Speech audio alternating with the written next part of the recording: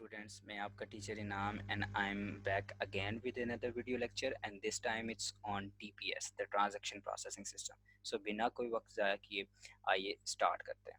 मैं projection on करूं ताकि विजिबिलिटी क्लियर हो जाए। ओके, आज का एजेंडा देख लेते हैं कि आज हमने क्या डिस्कस करना है।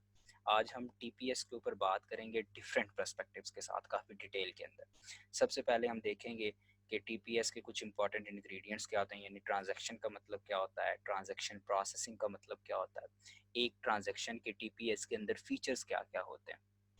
फिर उसके बाद हम टाइप्स ऑफ टीपीएस के ऊपर मूव करेंगे, यानी बैच प्रोसेसिंग इम्प्लीमेंटेशन की बात करेंगे और रियल टाइम प्रोसेसिंग की बात करेंगे। फिर कुछ एग्जांपल्स रियल वर्ल्ड से लेंगे जहाँ पर टीपीएस यूज़ होता है। फिर प्रोज एंड कॉन्स देखने के बाद हम कैरेक्टरिस्टिक्स एंड गोल्स पर बात करेंगे और एट द एंड हम जब सब कुछ टीपीएस के बारे में अंडरस्टैंड कर लेंगे तो फिर हमारे पास एक कॉन्साइज एक नॉलेज आ जाएगी जिसके ऊपर हम बात करेंगे कि ज़रूरत क्यों पेश आती है टीपीएस की। अच्छा, आइए फर्स्ट स्लाइड पे मूव करते हैं। सो टीपीएस जो है वो एक इंफॉर्मेशन सिस्टम की टाइप होती है। अब इंफॉर्मेशन सिस्टम क्या होता है, जिन लोगों ने मेरा लेक्चर 1 नहीं देखा सो मैं उन्हें लाजमी ये सजेस्ट करूंगा कि वो लेक्चर 1 देखें ताकि इसके साथ, ताकि वो इस टीपीएस के ऊपर आसानी के साथ प्रोसीड कर सकें। अच्छा, ट्रांजैक्शन जो है वो किसी भी बिजनेस या ऑर्गेनाइजेशन की वो ऑपरेशनल लेवल के ऊपर एक्टिविटी होती है जिसे वो ऑर्गेनाइजेशन या बिजनेस रिकॉर्ड और स्टोर करता है कंप्यूटर सिस्टम के ऊपर। अब उस ट्रांजैक्शन की कुछ कैरेक्टरिस्टिक्स होती हैं या कुछ खूबियाँ होती हैं, आप यूँ समझ लें। सबसे पहले ये कि ट्रांजैक्शन जो है उसके अंदर एक से ज़्यादा स्टेप्स हो सकते हैं, ठीक है? या तो आपकी ट्रांजैक्शन फुली कंप्लीट होगी या फिर फुली फेल्ड होगी। यानी एक ट्रांजैक्शन के अंदर अगर 5 स्टेप हैं और तीसरे स्टेप पर जाकर एरर आता है तो इसका मतलब ये होगा कि वो ट्रांजैक्शन फुली फेल्ड है, यानी कि पार्शली कंप्लीटेड का कोई कॉन्सेप्ट ट्रांजैक्शन के अंदर नहीं होता। जब आपकी एक ट्रांजैक्शन कंप्लीट हो जाती है तो वो कभी भी रोल बैक नहीं होती। अगर मैं ट्रांजैक्शन की एग्जांपल्स दूं तो फॉर एग्जांपल अगर आप कोई प्रोडक्ट परचेज कर रहे हैं फ्रॉम वेबसाइट के ऊपर, या कोई आप कैश विड्रॉ करवा रहे हैं एटीएम के ऊपर से, या फिर आप कोई इवेंट टिकट बाय कर रहे हैं ऑनलाइन, तो ये सारी ट्रांजैक्शन की एग्जांपल्स हैं। ऑपरेशंस का क्या मतलब होता है ट्रांजैक्शन प्रोसेसिंग सिस्टम्स के अंदर? इसका मतलब ये होता है कि वो जो ऑपरेशंस या स्टेप्स होते हैं वो बेसिकली इंटरेक्शन होती है कस्टमर और कंपनी के जो कंप्यूटर सिस्टम्स हैं उनके दरमियान। और जनरली कस्टमर का ये परसेप्शन होता है कि जैसे ही वो रिक्वेस्ट करेगा उन कंप्यूटर सिस्टम को जो कि उस पर्टिकुलर ऑर्गेनाइजेशन के हैं, तो वो कंप्यूटर सिस्टम उसको रिस्पॉन्स करेंगे। इसकी बेस्ट और कॉमन सी एग्जांपल अगर मैं आपको दूं तो वो होगी ऑटोमेटेड टेलर मशीन, ये जो आपकी एटीएम्स होती हैं जहाँ से आप कैश विड्रॉ करवाते हैं। सो आइए इसको एटीएम की एग्जांपल को लेते हैं और ये जो ऊपर हमने ट्रांजैक्शन की 3-4 पॉइंट्स को देखा है उनको फिर हम उस डायग्राम के ऊपर अप्लाई करेंगे। अच्छा जी, ये डायग्राम है। इस डायग्राम में मैंने दिखाने की कोशिश किया है कि एक एटीएम की ट्रांजैक्शन के अंदर कौन-कौन से स्टेप हुए हैं हो सकते हैं। सपोज़ करें एक कस्टमर है और वो कस्टमर जो है वो बैंक का उसका एक अकाउंट है और वो एटीएम पर आया और वो कैश विथड्रॉ करवाना चाहता है। अब इसके अंदर ये एक ट्रांजैक्शन है, इसके अंदर क्या-क्या स्टेप्स हो सकते हैं? सबसे पहला स्टेप ये हो सकता है कि बैंक के अंदर जो उस कस्टमर का अकाउंट है उसके अंदर से ये चेक किया जाए कि क्या उसके पास इतना सफिशिएंट बैलेंस है जितने की उसने एटीएम के ऊपर आकर रिक्वेस्ट किया, यानी कि ये स्टेप नंबर फर्स्ट परफॉर्म होगा। Which the does the account have sufficient funds for withdrawal. अगर तो अकाउंट इंफॉर्मेशन उसे अलाउ करती है कि इतना सफिशिएंट बैलेंस है तो इसका मतलब ये है कि आउटपुट में यस जाएगा और एटीएम को यस में आंसर मिल जाएगा। अच्छा, ये अकाउंट इन्फॉर्मेशन क्या होता है, थोड़ी सी डिटेल इसकी बता दूं। It's nothing but just a database of the bank. Database क्या होती है? अगेन लॉजिकल रिकॉर्ड्स होते हैं आपके डाटा के, जो आपकी जो डाटा होता है वो फाइल्स की फॉर्म में उस डेटाबेस के ऊपर स्टोर होता है और आप उससे डाटा को जब चाहें एक्सेस कर सकते हैं और जो भी मॉडिफिकेशन चाहें वो परफॉर्म करवा सकते हैं। ठीक है, तो ये उस डेटाबेस का नाम है अकाउंट, यू समझ लो अकाउंट इन्फॉर्मेशन, या यूँ मान लो कि उस डेटाबेस के अंदर ये एक फ़ाइल है अकाउंट इन्फॉर्मेशन की जिसके अंदर उस कस्टमर का जितना भी अकाउंट से रिलेटेड इन्फॉर्मेशन है उसके अकाउंट से वो सारी पड़ी हुई है। अच्छा, जब यस रिटर्न होगा एटीएम को तो एटीएम स्टेप नंबर 3 परफॉर्म करेगी which is debit the account. उस अकाउंट से पैसों को डिडक्ट करेगी जो पैसे उसने उस कस्टमर को जिसने स्टेप नंबर 1 में आकर रिक्वेस्ट की थी विड्रॉल की, उसको देने हैं। ठीक है, जब ये स्टेप परफॉर्म, अगेन ये इन्फॉर्मेशन अकाउंट की है, तो ये कहाँ पर पड़ी होगी? बैंक के डेटाबेस के अंदर। वहाँ से फिर क्या होगा कि अकाउंट इन्फॉर्मेशन जो है, अकाउंट से वो वाली जो मनी है वो डेबिट होगी, और पेंडिंग डिसबर्समेंट डिसबर्स का मतलब होता है कोई चीज़ किसी दूसरे बंदे को दे देना, यानी कि अकाउंट से वो मनी डेबिट हो गई है, अब वो अभी तक वो मनी उस कस्टमर को मिली नहीं। अब स्टेप नंबर 5 परफॉर्म होगा, which is money is disburse, यानी वो मनी जो है वो उस कस्टमर को मिल जाएगी। ठीक है, फिर स्टेप नंबर 6 परफॉर्म होगा कि मनी, एटीएम कहेगी जी कि मनी इज़ डिस्पर्स, यानी वो पैसे उस बंदे को मिल चुके हैं। अकाउंट इन्फॉर्मेशन से कहेगी कि तुम अब डेबिट कर दो, कंफर्म डेबिट।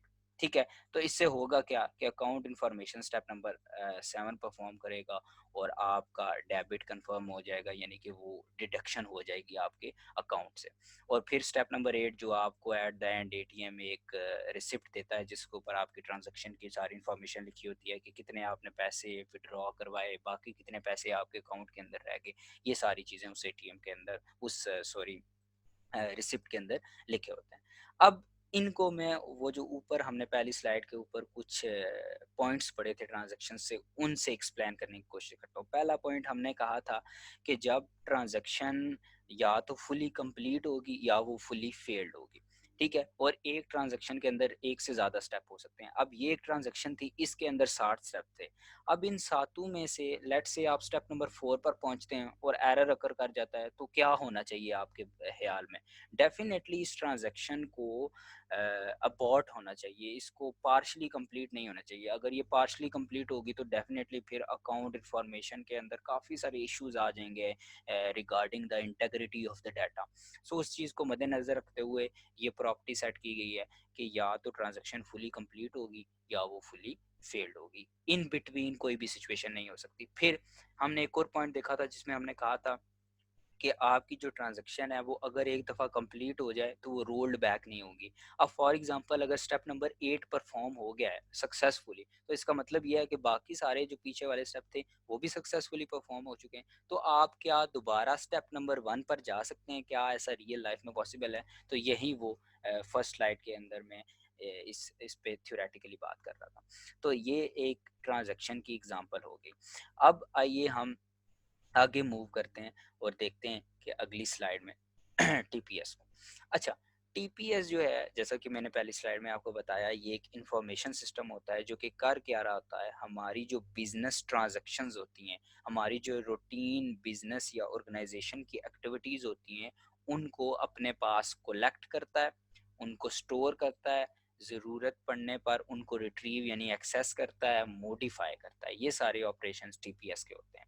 टीपीएस जो है, जैसा कि हमने इंफॉर्मेशन सिस्टम के ऊपर बात की थी कि वो कॉम्बिनेशन ऑफ हार्डवेयर या सॉफ्टवेयर होता है, तो ये भी उसी की टाइप है।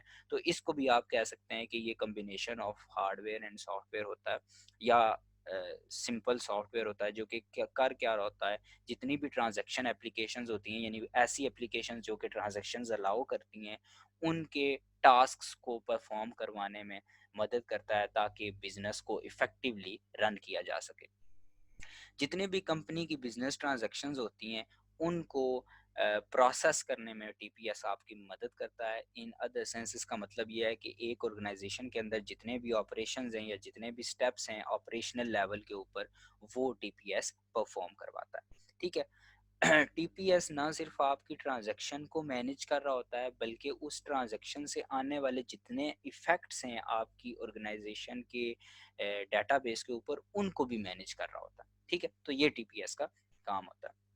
अच्छा, अगेन वही बात लिखी हुई है कि टीपीएस जो है वो आपके डाटा को सबसे पहले तो कलेक्ट करेगा, फिर उसको प्रोसेस करेगा, प्रोसेस करने के बाद फिर उसको उसने अगर स्टोर आपने करना है, अगर आपने उसको किसी कंप्यूटर सिस्टम के ऊपर डिस्प्ले करवाना है, या फिर कैंसिल उसको करना है उस ट्रांजैक्शन को, तो वो सारे ऑपरेशंस आप उस डाटा के ऊपर कर सकते हैं अपनी डिज़ायर रिक्वायरमेंट्स के मुताबिक।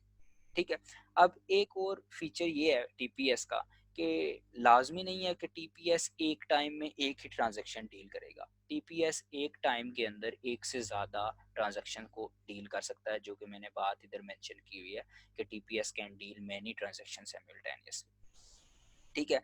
अगर किसी जगह पर ऑपरेशन परफ़ॉर्म करते हुए एरर आता है, तो मैंने ऊपर भी बात की थी, तो वो क्या होगा, वो ट्रांज़ैक्शन रोल्ड बैक हो जाती है। यानी कि वो जितने भी स्टेप्स आपने परफ़ॉर्म किए होते हैं, वो आपको दोबारा से परफ़ॉर्म करने पड़ते हैं। अब ये सारा हम एक और एग्ज़ाम्पल से समझने की कोशिश करते हैं, क्योंकि मोस्टली जो है वो एमआईएस के स्टूडेंट्स कॉमर्स के स्टूडेंट्स होते हैं। तो मैंने एक एग्ज़ाम्पल भी कॉमर्स पॉइंट ऑफ व्यू से ली है, ताकि आप इसको और अच्छे से समझ सकें। सपोज करें एक बैंक के अंदर एक यूज़र है और वो उसके पास 2 अकाउंट हैं। एक उसका सेविंग का अकाउंट है और दूसरा उसका चेकिंग अकाउंट है, या जिसे आप डीमार्ट अकाउंट कहते हैं, जिसके ज़रिए आप ये ऑनलाइन शॉपिंग वगैरह ये जरा तरह की फंक्शनैलिटीज़ को परफ़ॉर्म करवाते हैं। अब वो यूज़र चाह रहा है कि मैं अपने सेविंग अकाउंट से ₹5000 शिफ्ट कर दूँ अपने चेकिंग अकाउंट के ऊपर। अब अगर जनरल पर्सपेक्टिव से देखा जाए तो इसके अंदर इस ट्रांज़ैक्शन के अंदर 2 स्टेप हो सकते हैं। सबसे पहला ये स्टेप हो सकता है कि हम डेबिट करें सेविंग अकाउंट को बाय रुपीज़ 5000 और क्रेडिट कर दें चेकिंग अकाउंट को बाय रुपीज़ 5000। तो इससे हमारे यूज़र के सेविंग अकाउंट से चेकिंग अकाउंट पर ₹5000 शिफ्ट हो जाएँगे। ठीक है? लेकिन सपोज़ करें पहला ऑपरेशन परफ़ॉर्म हो जाता और दूसरा ऑपरेशन परफॉर्म नहीं होता, तो क्या अगर ट्रांज़ैक्शन हमें अलाउ करे पार्शियली कंप्लीटेड, तो इस केस में एरर नहीं आ जाएगा? डेफ़िनिटली एरर आ जाएगा। तो इसीलिए ये ट्रांज़ैक्शन की प्रॉपर्टी होती है कि या तो ट्रांज़ैक्शन फुली कंप्लीट होगी या फिर वो फुली फेल्ड होगी। अब आते हैं फीचर्स ऑफ ट्रांज़ैक्शन के ऊपर कि हमारी जो टीपीएस होता है, उसके अंदर जो ट्रांज़ैक्शन यूज़ हो रही होती है, उसके फीचर्स क्या होते हैं? ठीक है? ये काफ़ी इम्पोर्टेंट है। एसिड भी इसको कहते हैं, यूजुअली पेपर्स के अंदर भी इसको यूँ ही पूछा जाता है कि write down the acids of transaction. So acid basically is nothing but just atomicity, consistency, isolation and durability. ये कुछ प्रॉपर्टीज़ होती हैं ट्रांजैक्शन की, जो जो ट्रांजैक्शन टीपीएस के अंदर यूज़ होती है। पहली प्रॉपर्टी है जी एटॉमिसिटी। एटॉमिसिटी का ये मतलब होता है कि आपकी ट्रांजैक्शन की जो है वो एक डिस्क्रीट स्टेट होगी, या तो वो फुली सक्सेसफुल होगी या फिर वो इंटायरली फेल्ड होगी। दोनों के दरमियान कोई इन बिटवीन सिचुएशन नहीं होगी। फॉर एग्जांपल, जैसा कि ऊपर हमने एग्जांपल में बात की कि अगर आप एक अकाउंट से दूसरे अकाउंट में पैसे ट्रांसफ़र करना चाहते हैं, तो इस ट्रांज़ैक्शन के अंदर या तो पैसे ट्रांसफ़र हो जाएँगे या पैसे ट्रांसफ़र नहीं होंगे। 2 ही सिचुएशंस हो सकती हैं, इससे ज़्यादा कोई सिचुएशन डील नहीं आप कर सकते, क्योंकि फिर उससे बहुत सारे इंटीग्रिटी के इश्यूज़ आ जाते हैं। दूसरी जो प्रॉपर्टी है वो है कंसिस्टेंसी। कंसिस्टेंसी का मतलब होता है कि जब आपने ट्रांज़ैक्शन स्टार्ट की और जब आपने ट्रांज़ैक्शन एंड की, तो जो भी डाटा ऑपरेशंस इस ट्रांज़ैक्शन के दरमियान परफ़ॉर्म होंगे, वो हमेशा करेक्ट होंगे। फॉर एग्जांपल, आप ऑनलाइन कोई चीज़ परचेज़ करना चाहते हैं और ऑनलाइन आप किसी वेबसाइट पर गए, तो जब आपसे वो कोई क्रेडिट कार्ड या कोई अकाउंट नंबर डिमांड करेगा, तो जो अकाउंट नंबर का सिंटैक्स होगा, तो वो आपने उसी सिंटैक्स को फॉलो करना है। ये नहीं है कि वो अगर आप लेट्स से अगर आपका पासवर्ड आप कोई यूज़ कर रहे हैं और आपने पासवर्ड के अंदर एक चेक रखा हुआ है कि भाई अल्फ़ाबेट्स यूज़ हो सकते हैं या नंबर्स यूज़ हो सकते हैं, तो आप सिर्फ अल्फ़ाबेट या नंबर ही यूज़ कर सकते हैं। आप उसके अंदर कोई स्पेशल सिंबल्स को यूज़ नहीं कर सकते। सो कंसिस्टेंसी का यही मतलब होता है। अगर मैं इसको ऊपर वाली एग्ज़ाम्पल से रिलेट करना चाहूँ, तो इसका मतलब ये होगा कि अगर आप एक फ़ंड से एक अकाउंट से दूसरे अकाउंट के अंदर पैसे ट्रांसफ़र कर रहे हैं, तो होगा ये कि जितने पैसे आपके एक अकाउंट के अंदर थे, उतने ही पैसे आपके दूसरे अकाउंट के अंदर होंगे। फॉर एग्ज़ाम्पल, पहले अकाउंट से अगर आपने 5000 शिफ्ट किए हैं, तो दूसरे अकाउंट में 5000 ही शिफ्ट होंगे, 6000 शिफ्ट नहीं हो जाएँगे। तो ये कंसिस्टेंसी का मतलब होता है। अच्छा, तीसरी जो इसकी प्रॉपर्टी है, वो है आइसोलेशन। आइसोलेशन का मतलब ये होता है कि एक ट्रांज़ैक्शन को दूसरी ट्रांज़ैक्शन के बारे में कोई इन्फॉर्मेशन नहीं होती।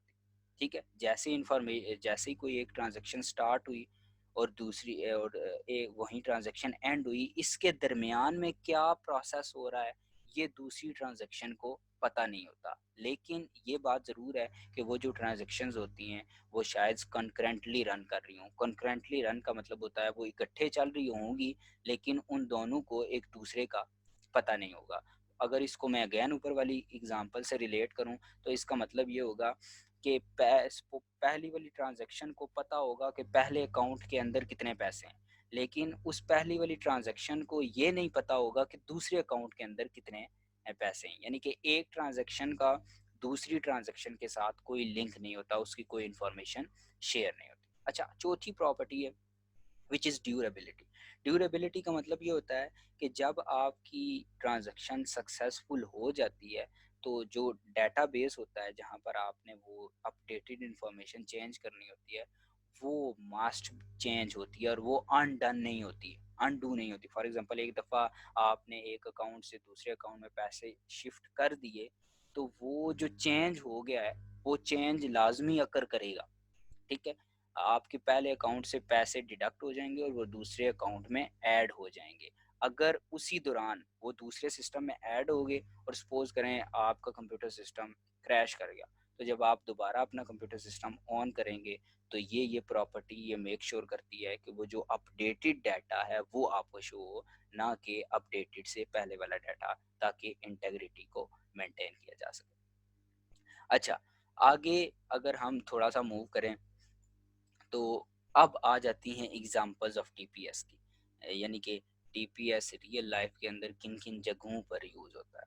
सो सेल्स यानी पॉइंट ऑफ सेल्स के ऊपर टीपीएस जो है वो यूज़ होता है। अगर आप प्रोडक्ट्स मैन्युफैक्चर कर रहे हैं और उन मैन्युफैक्चरिंग प्रोडक्ट्स के अंदर जो भी इंफॉर्मेशन रिक्वायर होती है, उनको कलेक्ट करना, उनको स्टोर करना, डिस्प्ले करवाना, ये सारा काम आप टीपीएस से कर सकते हैं। अगर आप किसी ऑर्गेनाइजेशन की इन्वेंट्री को मैनेज करना चाहते हैं अच्छे से, तो आप टीपीएस को यूज़ कर सकते हैं। ठीक है? फिर अगर आपका कोई ऑनलाइन बिजनेस है, उसके ऊपर आप कोई परचेजिंग प्रोडक्ट्स कर रहे हैं, यानी ये भी तो एक ट्रांजैक्शन है। तो वो किसी न किसी बंदे की वो वेबसाइट होगी, तो वो वाली वेबसाइट वो अपने टीपीएस के ऊपर उसको सेव कर सकता है। अच्छा, फिर आप शिपिंग प्रोडक्ट्स की इंफॉर्मेशन अगर स्टोर करना चाहते हैं, यानी कि अपनी प्रोडक्ट एक जगह से दूसरी जगह भेजना चाहते हैं और उसका सारा रिकॉर्ड अपने पास मेंटेन रखना चाहते हैं, तो आप टीपीएस इंफॉर्मेशन सिस्टम को यूज़ कर सकते हैं। अगर आप एम्प्लॉयज़ की सैलरी वगैरह को मैनेज करना चाहते हैं, तो वो सारी मैनेजमेंट आप कर सकते हैं बाय यूजिंग द टीपीएस। अगर आप एम्प्लॉयज़ के रिकॉर्ड को मैनेज करना चाहते हैं, बिलिंग को जनरेट करना, उसको मैनेज करना, ऑनलाइन होटल रिजर्वेशन या जर्नल लेजर को मैनेज करना, ये सारे काम आप टीपीएस के इंफॉर्मेशन सिस्टम से बड़ी ही आसानी के साथ कर सकते हैं। अगेन याद रहे, मैंने जितनी भी एग्जांपल्स आपको बताई हैं, इनमें ये सारी ट्रांजैक्शन एप्लीकेशंस हैं, इनके ऊपर ट्रांजैक्शन के सारे जो हमने ऊपर डिस्कशन किया, वो सारे rules in in in examples में अप्लाई होते हैं। तो जिन जिन एग्जांपल में वो वाले रूल्स अप्लाई होते हैं, वहाँ पर आप टीपीएस को आसानी से यूज़ कर सकते हैं, क्योंकि टीपीएस जो है वो ट्रांजैक्शन प्रोसेसिंग को सपोर्ट करता है। आगे कुछ टाइप्स हैं। बेसिकली टाइप्स आप इन्हें कह लें या इम्प्लीमेंटेशन कह लें टीपीएस की, या फिर मेथडोलॉजी कह लें टीपीएस की। तो एक होती है बैच प्रोसेसिंग और एक होती है रियल टाइम। स्टार्ट में जब टीपीएस आया था, तो उसको बैच प्रोसेसिंग के ज़रिए इम्प्लीमेंट किया गया था। बैच प्रोसेसिंग का मतलब क्या होता है कि आपकी जो ट्रांजैक्शंस होती हैं या जो बिज़नेस एक्टिविटीज़ हैं, उनको पहले सिस्टम के अंदर स्टोर किया जाता है, ऑर्गेनाइज़ किया जाता है। जितनी भी ट्रांजैक्शंस होती हैं 1 दिन की, उन्हें स्टोर किया जाता है। और फिर at the end of the day, in the form of A group जो है, वो उन ट्रांजैक्शंस को वन बाय वन एक सीक्वेंस के अंदर परफॉर्म किया जाता है। ये होता है बैच प्रोसेसिंग। जैसा यूनिवर्सिटी कॉलेजेस में नहीं होता, एक बैच, पहले एक बैच पेपर देगा, वो क्लियर होगा, फिर दूसरे साल में दूसरा बैच आएगा, वो पेपर देगा, वो क्लियर होगा। तो बिल्कुल इसी तरह ही ट्रांजैक्शन प्रोसेसिंग सिस्टम की जो बैच प्रोसेसिंग की इम्प्लीमेंटेशन है, वो भी यही कहती है कि बैचेस की फॉर्म में ट्रांजैक्शंस जो हैं वो इम्प्लीमेंट होंगी, प्रोसीड होंगी। अब डेफिनेटली जब बैचेस के अंदर ट्रांजैक्शन स्टोर होती हैं, तो जो ट्रांजैक्शन 1 है और जो ट्रांजैक्शन n है, ट्रांजैक्शन n को कितनी देर वेट करना पड़ेगा? डेफिनेटली n-1 टाइम्स उसको वेट करना पड़ेगा। सो इस वजह से हम कहते हैं कि बैच प्रोसेसिंग के अंदर ट्रांजैक्शन को वेट करना पड़ता है। सो दैट मीन्स कि इसके अंदर टाइम डिले आता है। अगर मैं आपको इसकी एग्जांपल दूँ रियल लाइफ के अंदर से, तो ये जो आपकी बिल जनरेशन हो रही होती है, तो 1 मंथ के बाद इकट्ठे ही बिल जनरेशन होती है। तो ये एक एग्जांपल हो सकती है बैच प्रोसेसिंग की टीपीएस के अंदर। फिर आपका जो चेक क्लियरेंस होते हैं, ये सारे चेक बैंक एक ही दफ़ा अपनी जब वो क्लोजिंग कर रहा होता है डे की, तो उस वक्त करता है। तो ये एक और एग्जांपल हो सकती है टीपीएस की बैच प्रोसेसिंग की इम्प्लीमेंटेशन की। अब जो दूसरा है, आजकल जो टीपीएस की प्रोसेसिंग सॉरी टीपीएस की इम्प्लीमेंटेशन बहुत ज़्यादा वाइडली यूज़ हो रही है और बहुत ज़्यादा फेमस है, वो है रियल टाइम प्रोसेसिंग। इसको ओएलटीपी कहते हैं, यानी ऑनलाइन ट्रांजैक्शन प्रोसेसिंग इसका दूसरा नाम है, और इंटरेक्टिव प्रोसेसिंग भी इसको कहते हैं। इसके अंदर होता ये है कि ऊपर वाले के अंदर तो एक बैच की फॉर्म में ट्रांजैक्शन प्रोसेस होती थी। इसके अंदर ये होता है कि जैसे ही ट्रांजैक्शन आपके सिस्टम के अंदर इंटर की जाती है, उसी वक्त बिना कोई टाइम वेट किए, बिना कोई चीज़ों को बहुत सारी ट्रांजैक्शंस को ऑर्गेनाइज किए, उसी टाइम के ऊपर वो ट्रांजैक्शन फुलफिल कर दी जाती है। इससे बेनिफिट ये होता है कि बाकी जो ट्रांजैक्शंस होती हैं उनको इस ट्रांजैक्शन का वेट नहीं करना पड़ता कि ये ट्रांजैक्शन कंप्लीट होगी तो फिर हम अपनी प्रोसेसिंग कर सकते हैं। इसलिए इसमें पॉइंट लिखा हुआ है कि it has no time delay, इसके अंदर टाइम डिले नहीं होता। आइए अब इनकी कुछ कैरेक्टरिस्टिक्स देख लेते हैं ताकि फर्दर हमें ये क्लियर हो जाए। तो ये जो ऑनलाइन ट्रांजैक्शन प्रोसेसिंग है, इसके अंदर जितनी भी ट्रांजैक्शंस होती हैं वो जैसे ही सिस्टम के अंदर इंटर होती हैं उनके ऊपर ऑपरेशन परफॉर्म हो जाता है, यानी कि वो प्रोसेस हो जाती है। और मोस्ट कॉमनली आजकल ऑनलाइन ट्रांजैक्शन प्रोसेसिंग ही यूज़ होती है। और फिर ये कॉस्टली भी है डेफिनेटली। अब चूँकि इसकी एफिशिएंसी बैच प्रोसेसिंग से ज़्यादा है, तो इसीलिए ये उससे ज़्यादा फिर एक्सपेंसिव है, कॉस्टली है, ठीक है? सो इसका जो डेटाबेस होता है, ऑब्वियसली एक बात आपने याद रखनी है कि टीपीएस का जितना भी डाटा होता है, जो उसने प्रोसीड करना होता है या जो वो इन्फॉर्मेशन प्रोड्यूस करता है, वो एट द एंड एक डेटाबेस के अंदर ही स्टोर होता है। सो इसका जो डेटाबेस होता है वो अप टू डेट होता है, क्योंकि ये हर ट्रांजैक्शन को उसी टाइम पर डील कर रहा होता है जब वो सिस्टम के अंदर आती है, तो इसकी डेटाबेस काफ़ी अपडेटेड होती है। अब जब डेफिनेटली फास्ट डेटाबेस है, तो इसका मतलब ये है कि कंटिन्यूसली डेटाबेस के अंदर चेंज आ रहे होते हैं, तो जो सेकेंडरी स्टोरेज होती है जहाँ पर वो डेटाबेस एक्चुअली स्टोर होती है, सो उनका भी जो है वो फास्ट होना बहुत ज़्यादा ज़रूरी होता है। फिर कुछ कैरेक्टरिस्टिक्स हैं बैच प्रोसेसिंग की। बैच प्रोसेसिंग क्या करता है कि बैचेस की फॉर्म में ओवर अ टाइम पीरियड जो है वो ट्रांजैक्शन की प्रोसेसिंग करता है। एक बैच के अंदर जितनी भी ट्रांजैक्शंस होंगी उनको फिर वो प्रोसेस करेगा। फिर ये साइक्लिक होता है, मींस ये डेली, वीकली और मंथली जो है इसका रन साइकिल होता है एक बैच का। यानी कि एक बैच के अंदर शायद ट्रांजैक्शन जितनी भी हैं वो एक दिन के अंदर अपनी पूरी प्रोसेसिंग कंप्लीट करें, या एक वीक के अंदर करें, या एक मंथ के करें, इस तरह up to so and so forth. Obviously फिर चूंकि ये स्लो है, तो इसलिए ये चीपर होती है ऑनलाइन प्रोसेसिंग से, और इसको कंट्रोल करना भी, क्योंकि इसकी इतनी ज़्यादा कॉम्प्लेक्सिटी नहीं होती, तो इसको कंट्रोल करना भी आसान होता है। आगे कुछ एडवांटेजेस हैं। सबसे पहला एडवांटेज इसका, जो कि बहुत मेन एडवांटेज है इसका, वो है सिंप्लीफाइज एरर रिकवरी। चूँकि हमने स्टार्ट में ये बात कर दी थी कि या तो ट्रांजैक्शन फुली कंप्लीट होगी या फुली फेल्ड होगी। अब आपको ये देखने की ज़रूरत नहीं है कि स्टेप नंबर 3 पर एरर आया था, स्टेप नंबर 4 पर आया था या स्टेप नंबर 5 पर आया था। जिस जगह भी एरर आया, आप सिंपली क्या कहेंगे, this transaction is simply rolled back, यानी अपनी प्रीवियस स्टेज पर आ जाओ। सो इससे होता ये है कि एरर रिकवरी बहुत ज़्यादा हो जाती है। अच्छा, फिर सिस्टम की इंटेग्रिटी मेंटेन हो रही होती है, क्योंकि वो ट्रांजैक्शन की जो हमने प्रॉपर्टी पढ़ी थी एसिड्स वाली, वो सारी फुलफिल हो रही होती हैं। तो वो सारी ये मेक श्योर कर रही होती हैं कि सिस्टम के अंदर जो डाटा है वो एक्यूरेट रहे, वो अपनी करेक्ट फॉर्म में रहे। फिर तीसरा बड़ा इंपॉर्टेंट पॉइंट है विच इज़ अवॉइड डेडलॉक। इसका मतलब ये है कि अगर आपका दो ट्रांजेक्शन है, एक ट्रांजेक्शन एक आपके सिस्टम रिसोर्स यूज़ कर रही है, लेट से वो आपके डेटाबेस का एक पार्ट यूज़ कर रही है। अगर मैं इसको आप लोगों के लिए ड्रा कर दूँ तो मेरे ख्याल में ये ज़्यादा इजी रहेगा। सपोज करें आपके पास दो ट्रांजेक्शन है, एक है ट्रांजेक्शन वन और दूसरी है ट्रांजेक्शन टू। अब ट्रांजेक्शन वन आपके डेटाबेस का एक हिस्सा, एक पोर्शन यूज़ कर रही है, D1 लेट से मैं कह देता हूँ, और दूसरी जो है ट्रांजेक्शन वो आपके डेटाबेस का पोर्शन यूज़ कर रही है विच इज़ D2। ठीक है, डेटाबेस टू, और T2 से मुराद ट्रांजेक्शन टू। ठीक है, अब T1 ये चाहता है कि मुझे डेटाबेस का एक ऐसा पोर्शन मिल जाए जो कि मुझे अगर मिलेगा तो मैं अपनी यानी कि D3 पोर्शन है डेटाबेस का, वो अगर मुझे मिल जाए तो मैं अपनी ट्रांज़ैक्शन कंप्लीट कर लूँ। और T2 भी उसी टाइम पर कहता है कि मुझे ये वाला पोर्शन चाहिए जाके मैं अपनी सिचुएशन कंप्लीट कर लूँ, मैं अपनी प्रोसेसिंग कर लूँ। तो इस सिचुएशन को कहते हैं डेडलॉक। यानी कि दोनों ट्रांज़ैक्शंस के पास एक-एक पोर्शन है और दोनों ट्रांज़ैक्शंस दूसरा पोर्शन जो कि सेम पोर्शन है, दोनों को चाहिए और वो उसके लिए स्ट्राइव कर रहे हैं। सो ऐसी सिचुएशन में आपको टीपीएस आने ही नहीं देता। वो ये मेक श्योर करता है कि आप इस तरह की सिचुएशन यानी इसको कहते हैं डेडलॉक, यानी इससे आप जो है वो रिमूव हैं, क्लियर हैं। फिर आपके हार्डवेयर या सॉफ्टवेयर के अंदर कोई एरर आ जाता है, फॉर एग्जांपल अगर आपका कंप्यूटर सिस्टम क्रैश कर जाता है, तो टीपीएस मेक श्योर करता है कि वो अपनी रोल फॉरवर्ड कर दे। रोल फॉरवर्ड का मतलब ये होता है कि जो डेटाबेस को वो कंटिन्यूसली अपडेट रखता है।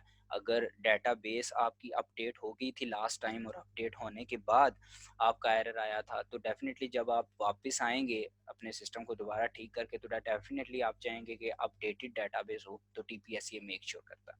फिर टीपीएस जो है वो आपके जितने भी रिसोर्सेज होते हैं लाइक डेटाबेस या इस तरह के जितने भी डाटा के रिसोर्सेज होते हैं, वो ये मेक श्योर करता है कि ये डिफरेंट यूजर्स के दरमियान शेयर हैं।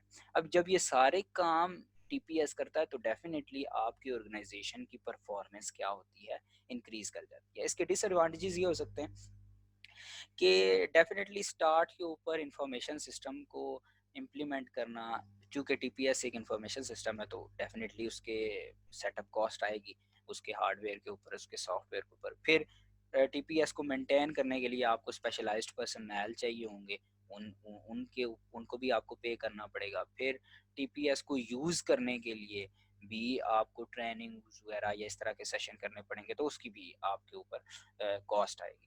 फिर इसका एक डिसएडवांटेज ये है कि इसका कोई स्टैंडर्ड फॉर्मेट नहीं होता, कोई एक ख़ास रूल के तहत टीपीएस नहीं बनाया जाता।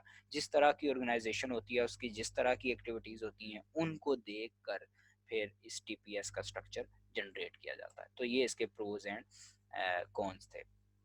अच्छा, आगे हम चलते हैं और देख लेते हैं कि कैरेक्टरिस्टिक्स क्या होती हैं। अब हमने अपने अगेन मैं आपको कहूँगा कि लेक्चर नंबर 1 के अंदर हमने बात की थी कि हमारा जो टीपीएस होता है वो ऑपरेशनल लेवल पर काम करता है। ठीक है? तो ये सबसे इसकी पहली कैरेक्टरिस्टिक हो गई। अब चूँकि ये ऑपरेशनल लेवल पर काम करता है तो ये वो इन्फॉर्मेशन सिस्टम है जो बाकी जितने भी टाइप्स के इंफॉर्मेशन सिस्टम है उन सब के लिए एज अ इनपुट का किरदार अदा करता है। ठीक है? फिर ये चूंकि ऑपरेशनल लेवल पर होता है, सो बिजनेस की जितनी भी रूटीन की एक्टिविटीज होती हैं उनको ये फास्ट कर देता है। ठीक है? और फिर ये नहीं है कि ये एक दफ़ा डाटा प्रोसेस करेगा और फिर उसके बाद छोड़ देगा। ये कंटिन्यूसली डाटा को रेगुलर बेसिस के ऊपर प्रोसेस करता रहता है और जिस कस्टमर को भी इससे रिस्पॉन्स लेना होता है उसको ये फ़ौरन से रिस्पॉन्स करता है। जैसे ही ट्रांज़ैक्शन एंटर करती है, स्पेशली ओएलटीपी के अंदर जैसे ही ट्रांज़ैक्शन एंटर करती है, ये उसको फ़ौरन से फुलफ़िल कर देता है और कंट्रोल्ड हैंडलिंग करता है।